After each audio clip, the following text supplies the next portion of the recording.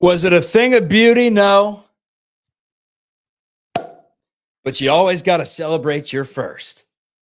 Golden State Warriors are head of the playoffs, their first play-in win in franchise history. We're here to break it down on today's Locked On Dubs. Who cares now? Because I'm here, and I would like to think that I am wanted here. Most importantly, he a dog.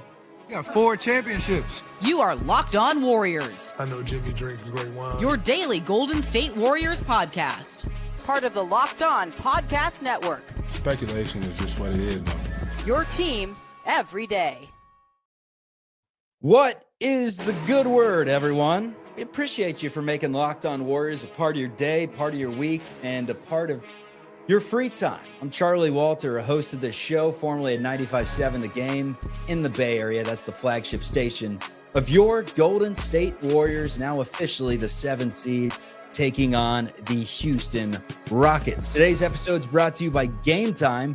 Download the Game Time app, create an account, use code LOCKEDONNBA for $20 off your first purchase. I'm here to tell you we have a free daily newsletter. You can find it at LockedOnDaily.com. It'll give you Warriors news. I can't even talk. I'm so excited. News, notes, nuggets, NBA articles, fantasy tips, everything you need. You can find it at LockedOnDaily.com, and you can find the show on YouTube or wherever you get your audio podcasts. I'm always here talking Golden State Warriors for you. Matt Kolsky is my co-host today. You could hear him on 95.7 The Game in the past, KNBR, sometimes, and also for many, many years. And we're here to break down a Warriors win that featured playoff Jimmy, that featured Steph Curry, the closer, and that featured a little too many errors, a little too many missed shots, and a little too many points given up to the Memphis Grizzlies to feel very good about the way that this one went down. But hey, a win is a win, man. Just win, baby. You're going to the playoffs. You know, Woo! I mean, who knows if the Lakers or Houston was the easier matchup, but like, at least you're not playing Oklahoma City. I mean, you know, maybe you didn't get here exactly how you wanted to, but the 7th spot, which again, not only do you take on Houston, which is again better than Oklahoma City, but you're also off of that OKC, Clippers, Nuggets side of the bracket, which I think is probably the tougher side. So, you know, generally feeling pretty good about things. And man, I think we know more so than anything else the two most important ingredients for the Warriors to have success in the postseason. Postseason Jimmy, Steph Curry doing Steph Curry stuff. And those two things happened in spades tonight. There's 5.3 seconds left in the game. The Warriors are up 3. They've already blown a 20-point lead that the Grizzlies had overcame to the point where they were up a basket with a few minutes to go. But the Warriors are up 3. There's 5.3 on the clock. And I'm staring at the sidelines, and all I can think of is put your yellow shirts on, damn it. They gave you a gold out, and you're sitting there in button-downs. I don't care if you look like a 5th grader. Put on the shirt. I don't care if it's an XL. You grow up and you put on the shirt. But fortunately, I was staring at those people and zoning out because I saw some of these from the fan base. And I'm like, that's 4. That's 5. Then all of a sudden, Zebra calls it 5-second count. That's how the Golden State Warriors are able to win it. They get a 5-second count in the final 5 seconds. Grizzlies don't even have a chance to get off a shot to tie this up. But how the Warriors won the game, it was Jimmy Butler going playoff Jimmy for 3 quarters. He had 36 through 3, 38 in the game, and it's Steph Curry, the closer. 37 overall. Didn't feel like he was playing great early. Felt like the thumb may have been an issue. And then all of a sudden you look down at the box score and you're like, Curry scored like 15 of the last 17 points or whatever it was. Little too close for comfort. I mentioned 20-point lead blown. But what did you think of the Warriors able to close that out despite Draymond, sitting a large portion of this game, fouling out down the stretch, and really despite everyone outside of Curry, Butler, Post had some big threes early, and then Moses Moody played just awesome, scrappy basketball that we'll get into. But aside from that, no one was really great, and the Warriors were able to pull it out. I actually thought Quentin Post was great. I said that, yeah. No, but I mean, even better than Just a the couple numbers threes. Yeah, no, might look. he 4 for 5 defensively from and the field, rebounds. Yeah. 3 for 4 from three. The rebounds, that's Mhm. exactly what I was going Big to. ones. 5 boards, 2 of them on the offensive end, and he was just game tonight. He challenged that Edey dunk and made him miss it. He's a tough guy, and I'm not gonna lie, I was a little worried when Kerr put him in the game, but I thought he's had some rough ones over the last couple weeks, and I thought he really showed out tonight. So good on Quentin Post. Gary Payton, ironically, was pretty good on offense and pretty bad on defense. Like, he was getting beat by a one-legged Ja Morant. He was no obstacle to Desmond Bane scoring. He got beat on a brutal backdoor cut in the fourth quarter to give Memphis an open dunk. That's not normal. I mean, that's not going to happen every night, but it was just He was good early. weird. Peyton was. He had a tie up. He had like 7 points in his first minute of coming in. So he was a spark in the first half. But you're right. Second half, they couldn't do anything to slow down Bane. No, Looney was killing him out there. Gee was not good when he was out there. Pajemski had a bad night tonight, and Moody was good, but most of what he did was defensive and dirty work. A few big energy plays. Like Moody, he's just become such an awesome staple of this team. I love that kid. But overall tonight, look, you needed 75 from your top 2 to beat a pretty mediocre Memphis team. That overall performance is not going to get it done against the Rockets. So you won, great. You're going to have to be playing a lot better come the weekend.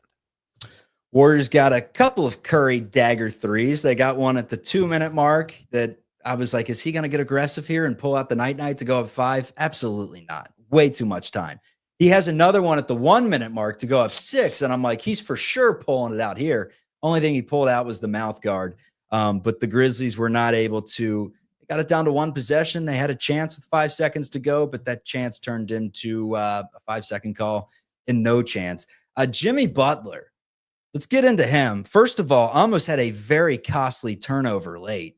This is just kind of who the Warriors are. They always want to make it close for us. They never want anyone to sleep easy. Doesn't matter if they're up 20, if they're up 17, the other team's going to find a way to at least make a run at some point in the game. It happens time and time again when you're playing anyone with a pulse.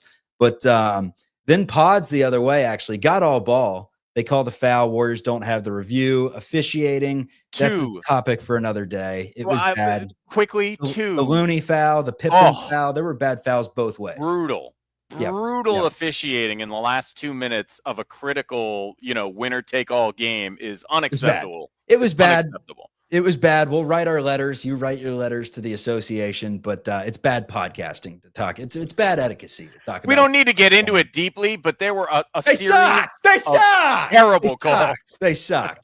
Jimmy Butler did not suck, man. We got playoff Jimmy. Play in Jimmy, baby. How about it? I mean, how many moments did Jimmy have where you kind of you didn't wander around Chase. You wondered what this team would be without Jimmy Butler. If this was the team we had in December, how would they have looked tonight? Because he had acrobatic and ones. He had old-fashioned three-point plays where he was just using his deltoids. He had offensive rebound, excellent passing, the and one to Guy Santos. He's disrupting on defense. And it does feel like sometimes the best offense, and granted, not with 30 seconds left in the game when he turned it over, but typically the best offense is when in doubt, just look for Jimmy Butler because he's probably going to be in the right spot. He knows where to be, knows how to space the floor. He's great at cutting. He's not going to put you in a bad spot very often.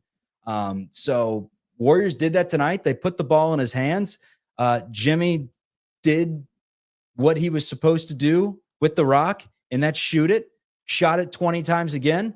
And get this, Jimmy Butler, who hadn't scored 30 in all those games for the Warriors until the previous game against the LA Clippers, has now done it back-to-back, a new career high with Golden State, 38 points, 7 rebounds, 6 assists. He got to the free throw line 18 times.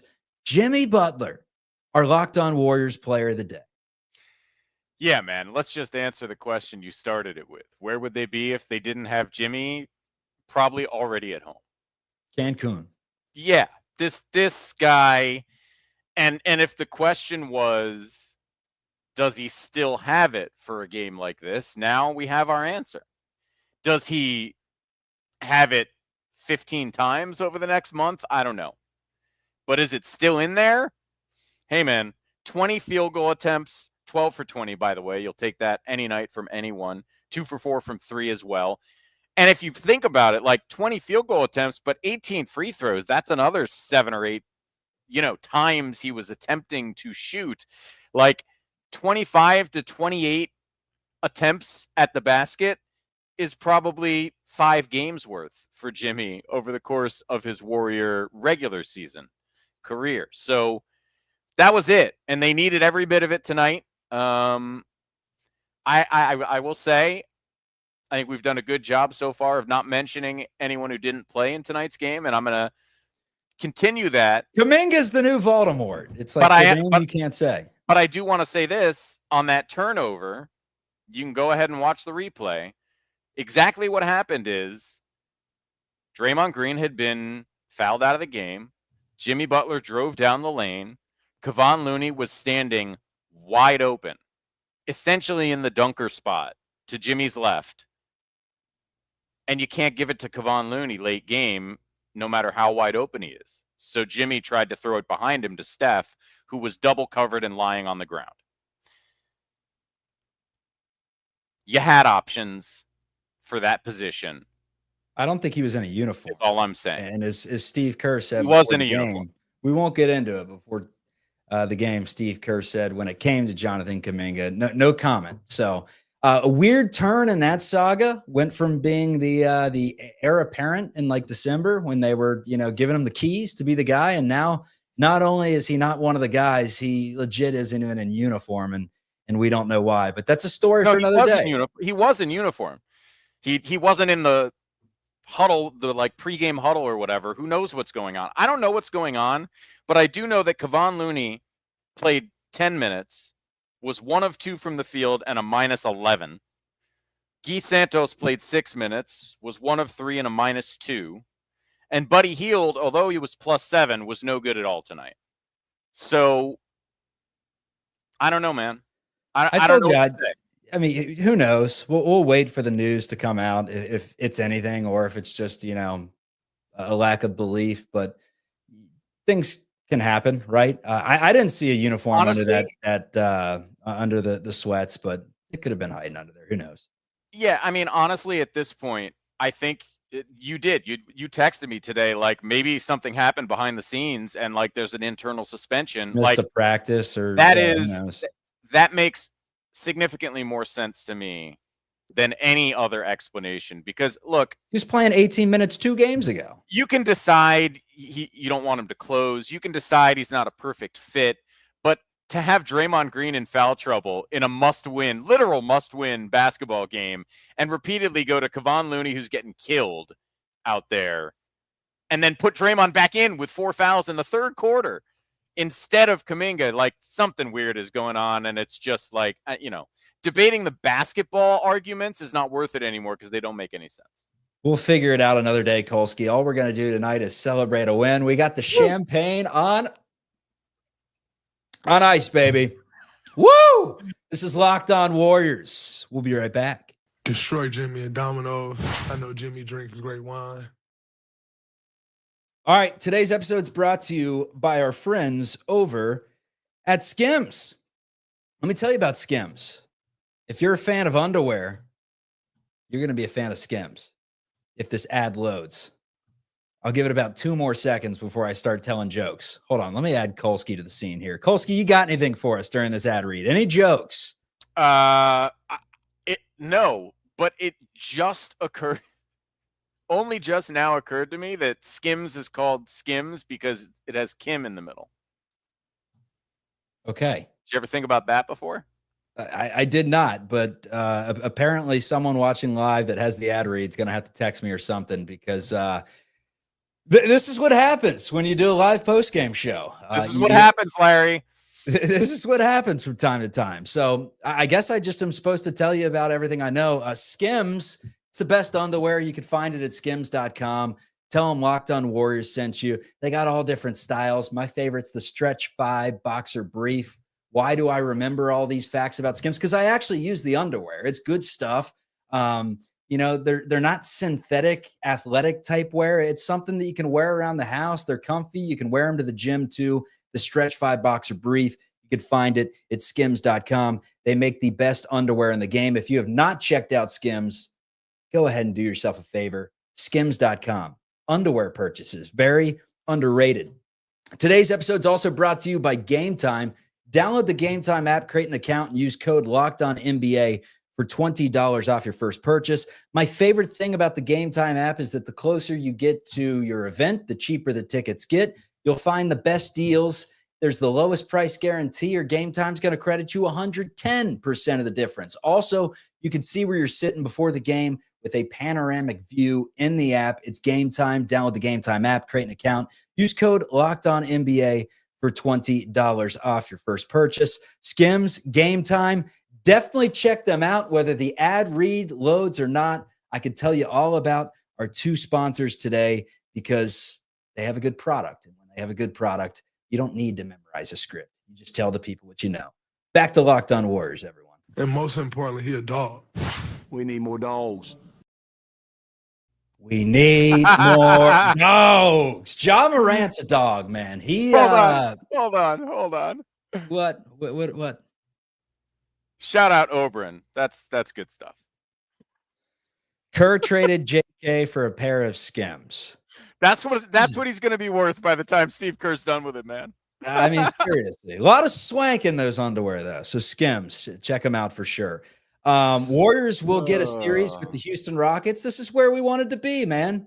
I mean, if you polled Warriors Nation and you tell us in the comments, you tell us in the chat, would you have rather played the Lakers or the Houston Rockets? I'll poll you, Kolsky. Would you have rather played the Lakers or the Houston Rockets? I mean, it's kind of 6 of one, half a dozen of the other to me, to be honest. Neither of them have what both OKC and Denver, and well, all three, and the Clippers have, which is big guys who will punish the hell out of you. The Lakers obviously have Luka and LeBron, which I guess if I had to pick, it would make me pick Houston. But the Lakers also are the Warriors are a brutal matchup for the Lakers, right? Because the Lakers allow the Warriors to play small, and none of those guys, like their best players, are not great defenders, right? The Rockets, they don't have the experience. Their half-court offense can really get bogged down. Definitely both Warrior advantages. There's not that same go-to level guy. It's Fred VanVleet and Jalen Green, maybe Alperen Şengün at the end of games. But, man, it's going to be a brutal load physically. You saw it. We just saw it a few days ago. Dude, they're like tough. Amen Thompson They're is tough. an absolute monster physically. Just he's going to make Steph's life miserable. And that, with him, with the level of their defense overall, Tari Eason, they got lots of guys they can throw at Jimmy. It's going to put more pressure on the others. And the guys who did not play well tonight are going to have to play well to beat the Rockets, because the Rockets are going to make it really hard on the Warriors' best players. Yeah, you can't get stinkers from Pods and Buddy Hield. Houston, another thing, like you saw with the Grizzlies tonight, sometimes the Warriors were able to get switches where they had Butler one-on-one with Zach Edey. And he's just like, all right, I'm going to take you to the hole. You're going to turn around, try and get the rebound. I'm going to leapfrog you and tip it right in. That's not going to work against Houston because switched on Jabbar. All right, you're switched on Dylan Brooks. All right, they're so versatile defensively. They're so tough. They're so scrappy. They did get a good whistle the last time they played the Warriors. I think that was a very common phrase that a lot of Warriors fans were throwing around after that Rockets game was criminal officiating. You're not going to get that 7 games. They're going to call some fouls, and you're going to get Dylan Brooks in some foul trouble, whatever it may be. You're going to get to the line.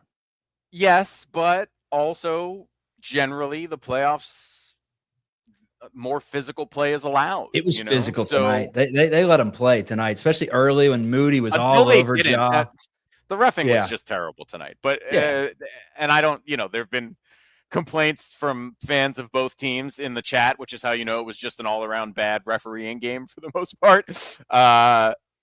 But the Warriors like to be physical too, as you point out. So, is it more of an advantage for the Rockets? I'm not sure. It's just this series very clearly is a contest between young, hungry, relentless athletes and veteran experience the series. So, how does that shake out? It's going to be really interesting to watch. I expect it'll be a long series, and I'm fascinated to see how it goes. And who are going to be the closers for the Houston Rockets? Because you know who you have in a tight game. 2 minutes left to go. You're giving the ball to Curry. You're giving the ball to Butler. You're letting them go to work. When it comes to Houston, like, who's their guy? Is it Şengün? Are you running everything through Şengün against the Warriors, or how are you looking at it if you're in Udoka's locker room? Because that's the one thing that they don't have. If you're a betting man and you see that the Warriors have beaten the Rockets, like 16 out of the last 18 times and have looked pretty good against them this year. They've all been close for the most part. Yeah. That's what you wonder. Like, are you really going to bet against a team that has Curry, that has Butler, that has Draymond, and take the team that has never been? Were they in the playoffs last year? I know they were an uptick team last year, but no, they weren't in the playoffs last year. So, like, none of these guys have any experience in the big games. None of them, except none. Dylan except Brooks. Van Fleet. Dylan, well, that's true. Van Fleet has a title, and Dylan Brooks is their, I can't call him leadership, but whatever he is, he's been in the playoffs before, and generally been roundly smacked around by the Golden State Warriors. So, someone in the chat points out Ime has great experience as well, both as a player and as a coach, in the playoffs, and we saw he's not afraid to mix it up, talking trash to Steph Curry, which I can't say I've ever seen another coach do in Steph Curry's entire career. So it should be a spicy, fun series. Yes, it comes at like the perfect time because we just saw him a week ago, and there was Dylan Brooks and Draymond getting into it. There was the flagrance with Şengün. There was Udoka barking at Curry. So it's like, yes, this is our Memphis 21-22. It's our Sacramento 22-23, where they're going to light the beam on our asses. It's that sort of feel that you only get in the playoffs and not the play-in. And this was a good way to avenge that 2021 loss where Draymond had the floater to win it and couldn't knock it down. Curry was awesome that season, but this was a good way to avenge it, to send Memphis into a must-win game to potentially play the Oklahoma City Thunder while the Warriors get to sit back. They get to kick their feet up. They get to eat some hummus, and they do not play a basketball game again until Sunday. I was thinking of something healthy. I wasn't going to say like Doritos. Listen, I'm not going to lie. I got hummus in the fridge right now. I'm thinking I might eat some after this. Very versatile snack. You can eat it with anything. Very delicious. Versatile snack. Hummus, not a sponsor on today's show. We will get to the sponsors coming up. We'll talk a little more Houston. We'll tie a ribbon on this game. And maybe, just maybe, I'll have Matt Kolsky break down and get pissed off over Jonathan Kuminga not playing. That's if we have enough time on today's Locked On Warriors. Forget that. We champs. Why are you starting with that question? We got 4 championships. All right, today's episode is brought to you by our friends over at Amazon Fire Stick TV 4K. Did you know your Fire TV is also an Xbox? Turn any TV into your gaming and entertainment hub with Fire TV Stick 4K devices. No console required. Just grab your paired controller, subscribe, or sign into Xbox Game Pass Ultimate with EA Play included, and you're ready to play. You dive into premium titles like college football, Call of Duty, Black Ops. As easily as you stream your favorite shows, you can stream your gaming. It's gaming made simple, and it's all on your Fire TV. I know you're fired up about this one, everyone. This is great. Endless entertainment. With 4K streaming, you can watch more than 1.5 million movies and TV episodes also from your favorite subscribed services. It is affordable, and it does bring portable gaming to the table. So head to Amazon.com/Fire TV Locked On To get started, Xbox Game Pass Ultimate subscription and a compatible controller is required. Available on select devices, including Fire Stick TV 4K, Fire TV Stick 4K Max, the first and second generation, and Fire TV Cube, third generation. Let's get back to the show. Destroy Jimmy and Domino's. I know Jimmy drinks great wine. All righty. There were some negatives from today's game, no doubt about it. It's the same negative that we've seen all year. We've called them kind of the Jekyll and Hyde Warriors, and it's not even game to game. It's in games. They're just so inconsistent. Quarter to quarter, you don't know what you're going to expect. A lot of it is just careless mistakes, turnovers, substitution patterns. You know, certain guys come out of the game, they play worse. It's simple. Other parts of it is just the way this team is made up, especially with Kuminga out. They don't put a lot of pressure on the rim. They take tough shots. Three-pointers, look, you hit them at a 38% clip, you're considered one of the greats at shooting threes, and 38% from the floor is terrible. So, look, when you chuck them up a lot, you're going to give the other team a chance to come back. Warriors today shot 43 of them. They shot 35% from the floor. They turned it over only 10 times. Why do you think that Memphis was able to climb back into this game so quickly, really? Because it went from 20 to 9, and then next thing you know, it's a ball game 5 minutes of game time later. I mean, it was a combination of some unfortunate turnovers, plays, and then, quite honestly, Kevon Looney playing when there was no basketball reason for him to be on the floor. He got brought into the game when Zach Edey had left, and Memphis kind of took advantage of it. That and just nobody besides Quentin Post, Butler, and Steph were really firing on all cylinders all game long. And I'm glad you put that comment up because I saw it too. And that's basically how I feel, man. And I think like people misunderstand because I keep bringing this up and we keep having this discussion, not like everybody else isn't, by the way. But also if you listen to smart basketball people, whether it's local guys like Marcus Thompson and Anthony Slater, Zach Lowe on his podcast talked about this. Like there's just kind of no defense for how the coaching staff has handled Kuminga's career. Are you calling Zach Lowe smarter than Steve Kerr? No. I'm saying Steve Kerr is a Hall of Fame head coach who I love. And again, as King Onema says here, this just makes me sad. Nobody, not me, not Zach Lowe, not Anthony Slater or Marcus Thompson or any of the people that have brought this point up, none of us are saying Jonathan Kuminga is an all-star. None of us are saying we know, in fact, even what Jonathan Kuminga is or can be. And that is the problem, that we're 4 years in.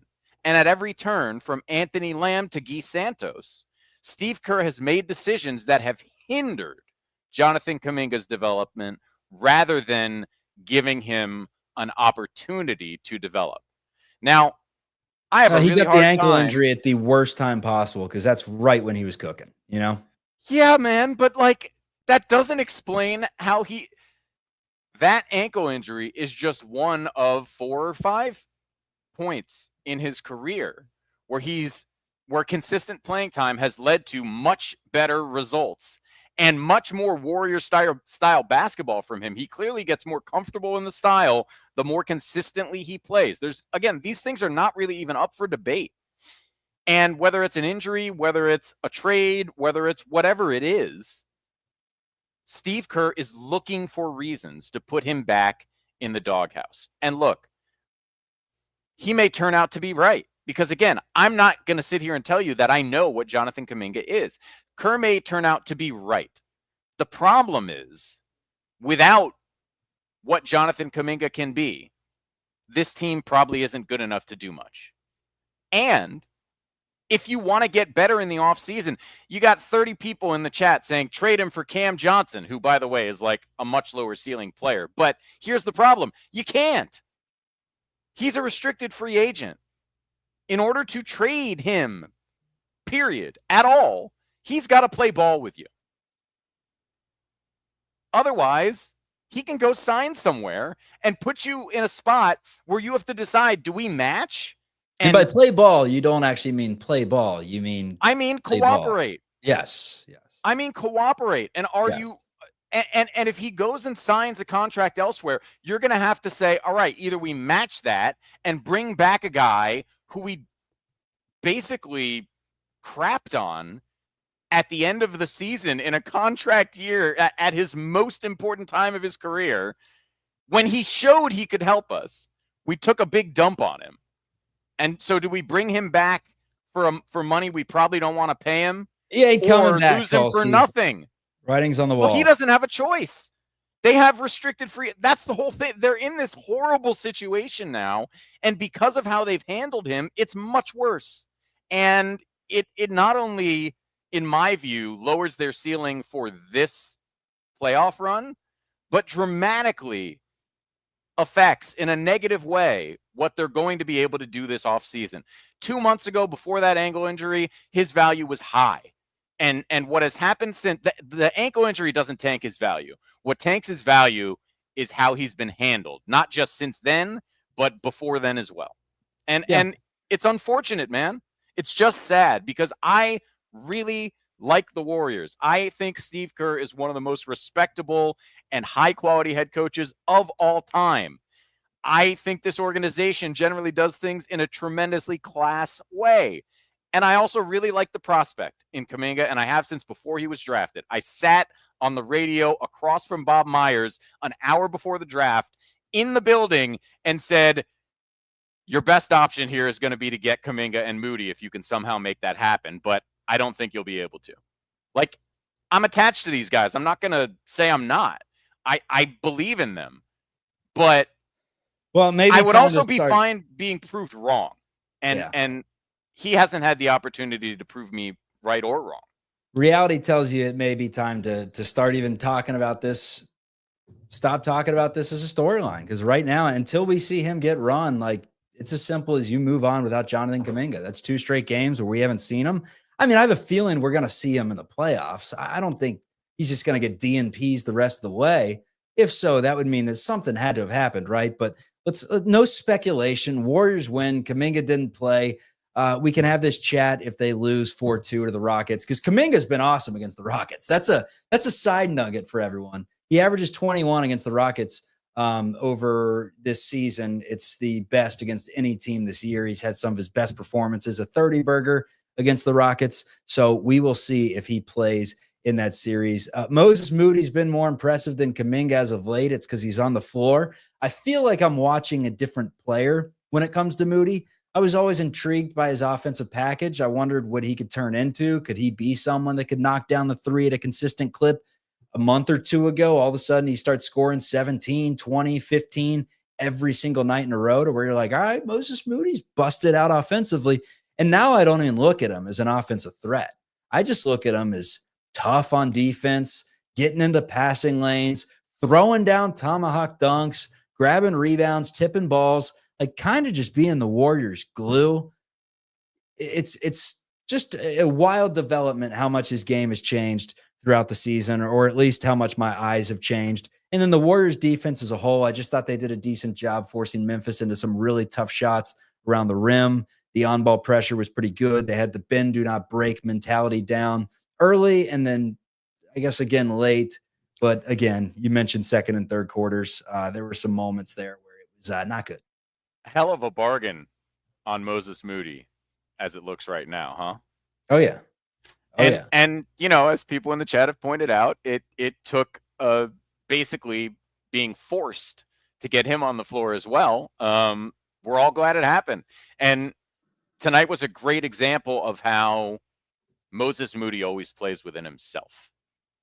And I mean, obviously, I think if we're comparing Moody and Kuminga in terms of how Kerr sees it, that is where Moody has the big advantage, is that he's going to do what he's supposed to do out there, and he is locked in at all times. And I would say the thing that has changed the most, in my view, is the defense. He's always been a smart defender and a solid defender, but the way he's played against really good wing players over the last couple of months. Getting, he's got really long arms. He tips away dribbles. He makes it really tough on those dudes. And he has really improved staying in front of guys moving laterally over the course of the year. He's awesome, man. And I think there are going to be playoff nights, especially against the Rockets, where they need 40 minutes out of Moses Moody. My last thought, he uses his length so well with Garden Jaw. On both ends, by the way. Uses his length on both ends. Yeah, and he had some huge rebounds today. But defensively, just Garden Jaw, he made it tough for him to start, where Jaw was trying to get to that crossover, and Moody's arms they're everywhere. They're unpredictable. They're waving around, and that was a big component. Let's not overlook what Quentin Post was able to do. Let's not overlook what Ayton was able to do early. Again, we didn't get much Buddy Hield. We could use a nice Buddy Hield playoff performance. 1 for 4, 2 points in 12 minutes. Not what we wanted from him. Santos got a cup of coffee. Kevon Looney played 10 minutes. But really the story of the show, 4 players in double figures. It was 12 for Gary Payton. It was 11 for Quentin Post. But the 2 guys that stole the show are the 2 players that give you just a little bit of hope that this team can stun the 2-seeded Houston Rockets, who I may add will probably be underdogs in this series when the line comes out on the FanDuel Sportsbook. I'm very interested to see who's favored in this series. It's fascinating to me. I could really go either way. I think, look, Jimmy and Steph were 75 points tonight. And 14 assists. I'm sorry, 10 assists. I think they probably need 75 points from those guys in addition to good games from the others if they want to beat the Rockets. And that's just what it's going to be. Here's what it is. The Houston Rockets, hey, 2-seeded Houston, good to see you, Houston. You guys are huge underdogs. Warriors minus 205 to win the series. Rockets are plus 172. That's surprising to me. I would not make the Warriors favorites underdogs. That's big. Warriors in 6. Warriors in 6. Good night, everybody. Good morning, everybody. Wherever, whenever you're listening. Thanks for making Locked On Warriors a part of your schedule. Peace. Playoffs.